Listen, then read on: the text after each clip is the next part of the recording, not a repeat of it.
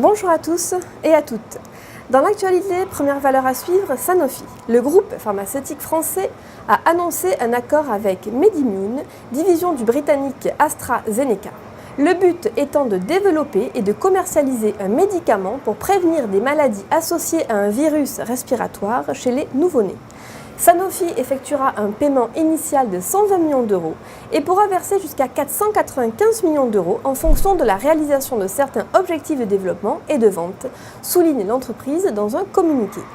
Les deux laboratoires français et britanniques partageront tous les coûts et bénéfices à part égale.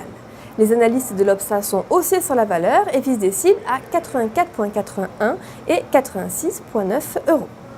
Seconde valeur d'actualité à suivre, Air Liquide.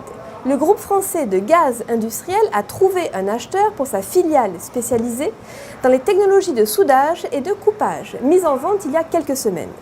Air Liquide Welding rejoindrait ainsi l'américain Lincoln Electric Holding si les négociations exclusives entamées jeudi aboutissent. La transaction permettra au groupe français de se concentrer sur ses activités gaz et services après l'acquisition d'Airgaz. Les analystes de l'Obsa sont haussiers sur la valeur et visent des cibles à 106,5 et 109 euros.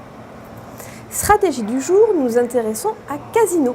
Le titre a cassé une oblique baissière. Après avoir touché les 53,2 euros, le titre a observé une phase de pullback qui a pris fin au contact de la moyenne mobile à 50 séances ascendantes. De son côté, le RSI rebondit en territoire positif. Une poursuite de la phase de progression est attendue avec comme cible les 53,2 euros puis les 56,45 euros en extension. Afin d'appliquer cette stratégie, on pourra se porter à l'achat sur le Warrant Call D873T émis par Unicredit de prix d'exercice à 56 euros et de maturité au 13 septembre 2017.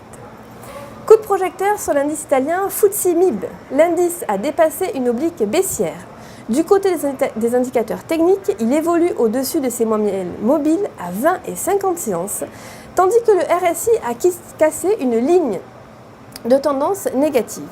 Tant que les 18 415 points ne sont pas enfoncés, une nouvelle phase de progression est envisagée en direction de 19 810 et 20 485 points.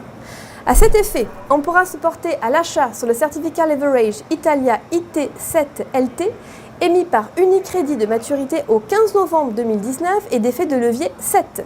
Ainsi, une variation 1% de l'indice FTSE MIB se traduira par une variation haussière ou baissière de 7% du produit.